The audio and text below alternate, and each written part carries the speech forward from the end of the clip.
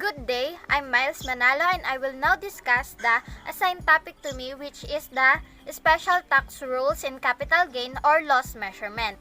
Let's get started. Wash, sales of stocks, tax-free exchanges, exchange of stocks pursuant to a merger or consolidation, transfer of stocks resulting in corporate control, and dito ako magfo-focus sa wash sales of stocks and yung tax-free exchanges at under nito ay madidiscuss ng next reporter. So, for the explanation with those kinds of ideas, it goes something like this. As a business owner or entrepreneur, sa pagtatapos ng taon, maaaring nag-iisip ka ng mga paraan upang mabawasan ang iyong mga buwis. Kung nagmamay-ari ka ng mga stocks o mutual funds na bumababa ang halaga, ang pagbebenta ng mga shares ay maaaring magdulot ng capital loss na magagamit mo upang mabawi ang mga kita sa stock sales sa unang bahagi ng taong ito. However, ipagpalagay na naniniwala ka pa rin na ang isang particular na stock has the potential para sa pagpapalago nito sa hinaharap. Hindi mo maaaring ibenta ang stocks at pagkatapos ay bumili ka agad ng mga share sa parehong kumpanya habang mababa pa ang presyo. In that way, maaari mong i-claim ang capital loss sa iyong tax return at pagmamay-ari mo pa rin ang stocks. Unfortunately, nalilimitahan ng IRS o Internal Revenue Service ang paggamit ng discarding ito.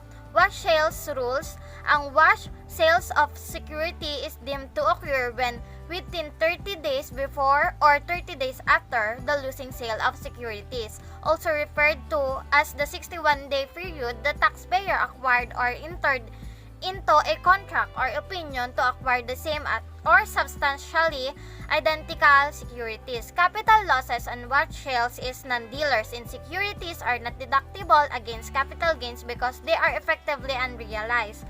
The taxpayer did not totally let go of the shares.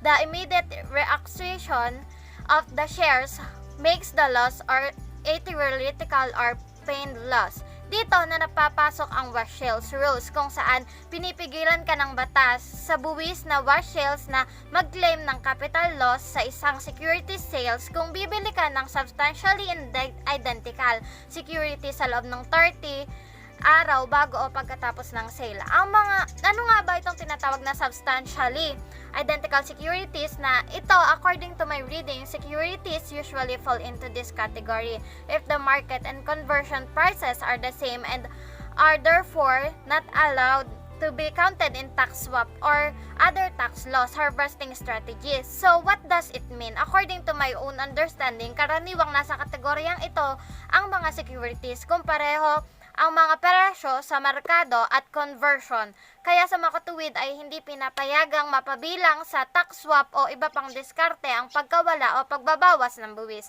Nevertheless, to make it short, upang maklaim ang pagkalugi, kailangan mong maghintay ng higit sa 30 araw pagkatapos ng iyong pagbebenta upang muling bumili ng stock sa kumpanya. Securities for purposes of the 61-day rule include stocks and bonds. The wash sales rule has significance on the recognition of reportable capital losses on domestic stocks are sold directly to buyers. For the purpose for this rule, substantially identical means that stocks or bonds of the same class with the same features. A common stock is not substantially identical to preferred stock. Participating and non-participating preferred stocks are more substantially identical. So dito, kabilang sa mahalagang papel para sa layunin ng 61 na araw na patakaran ang mga stocks at bonds. Ang patakaran sa pag-aalis ng mga benta ay ang kahalagahan sa pagkilala ng mga ulat kapital pagkawalan sa domestic stocks na ibinebenta ng direkta sa mga mamimili. Para sa layunin at panuntunan na ito, ang malaking pagkakapare-pareho ay nangangahulugan na stocks o bonds ng parehong klase na may parehong mga hitsura o yung features nga.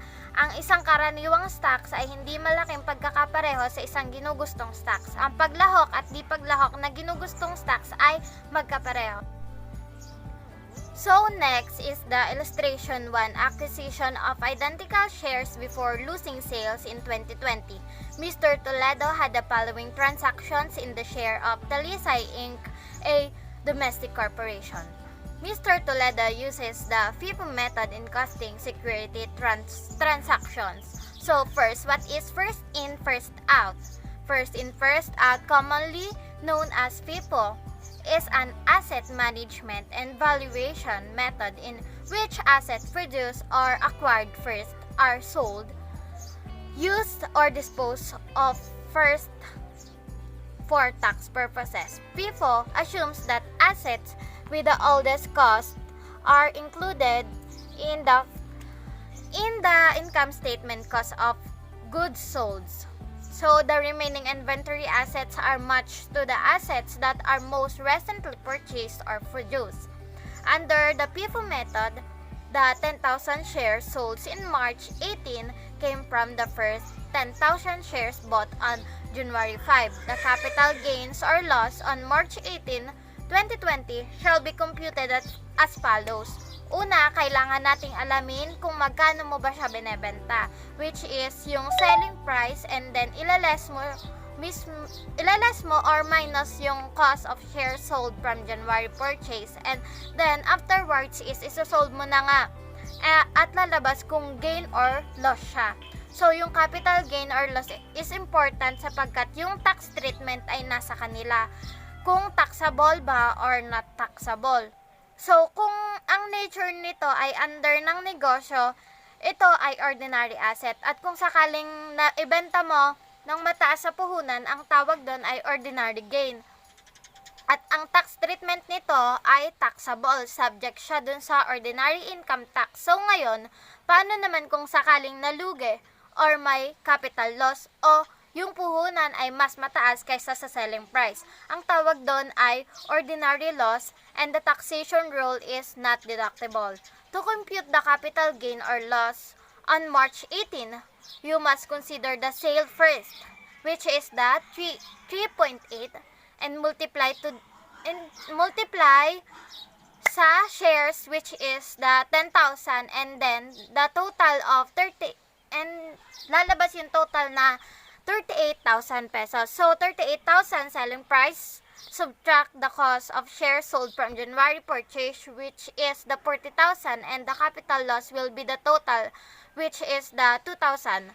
Pursuant to the wash sales rule, the 2,000 capital loss on the sale shall not be deductible in the computation of annual net capital gains in 2020, since the shares sold were fully replaced within the 61-day period.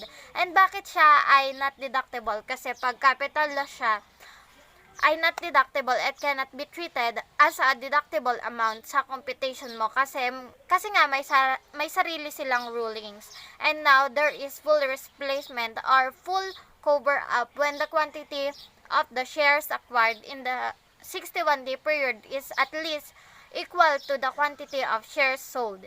In this case, the loss shall be deferred and added to the tax basis of the replacement shares, because the loss is a fake loss since the taxpayer bought back his original position, putting him in the same position as before. So, he's still owning the 10,000 shares. So, batay sa wash sales rules, yung 2,000 capital and loss sales ay hindi dapat mabawas sa annual net capital gains in 2020 dahil ang share ay nasold were fully replaced 61-day period. Mayroong ganap na kapalit o buong cover-up kapag ang dami nang nakuha sa 61 na araw na panahon ay hindi bababa sa pantay-pantay na dami ng ibinebenta. Sa sitwasyong ito, ang pagkakawala ng idinadagdag sa buwis batay sa kapalit na bahagi dahil ang pagkawala ay isang pekeng pagkawala dahil ang taxpayer ay bumili ng kanyang original na posisyon na inilagay sa parehong posisyon na katulad ng sa dati. Therefore, sinasabi na pagmamay-ari niya pa rin ang 10,000 shares. So, the adjusted basis of first placement shares acquired on March 1, 2020 shall be.